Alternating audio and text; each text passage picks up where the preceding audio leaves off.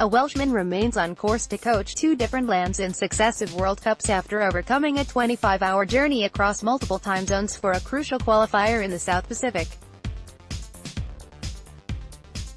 Leigh Jones, alongside Steve Borthwick and England boss Eddie Jones, helped mastermind arguably the greatest rugby upset of all time when Japan toppled the Springboks 34-32 in a spellbinding 2015 Rugby World Cup clash at the Brighton Community Stadium. While Eddie Jones and Borthwick went away to head up the England coaching team, Leigh Jones headed back to his day job with the Hong Kong Rugby Union as their head of high performance, and his bid to make a second successive World Cup, this time with the former British colony, overcame a massive hurdle on the weekend with a 26-3 victory over the Cook Islands, in Rarotonga. It was billed one of the most important games in Hong Kong's rugby history, and Jones' side has to overcome an 18-hour time difference, and the loss of key man Jamie Sang, to a freak neck injury before kick-off, to take a 23-point lead into the second home leg on July 7. Carne Hesketh scores the winning try against South Africa. Image, PA. The winner will progress through to the repechage series that is certain to include Samoa, Canada and the runner-up of the Africa Cup. The winner will head off to the 2019 Rugby World Cup, but for now Jones, who coached at EBBW Vale, the Dragons in the Paul Turner era in Wales under Graham Henry, was solely reflecting on a job well done in the South Pacific rugby outpost.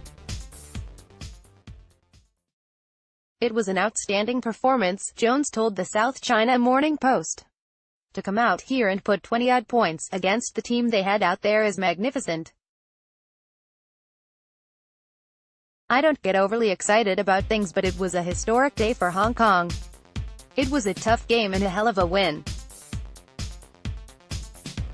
We have a few battered and bruised, but so have they. If we are going to get to where we want, then we have to cope with opposition teams like that.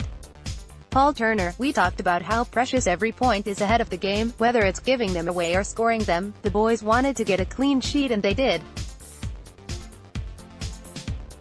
The Islands are a very good side, they have some top quality players, but we were really tightly organized, and that is credit to everyone involved. Hong Kong stuck with their own Hong Kong body clocks for the game, giving the stamina-sapping journey an 18-hour time difference. We have to factor the journey and the recovery period in, said Jones. It will be interesting to see what their travel party will look like, whether some of their big names will travel, but it will be a similar approach to us. It's cup rugby and we don't want to be too flamboyant. We need to do what it says on the tin and play good percentage rugby. We won't be satisfied with losing and we want to make sure we finish the job off.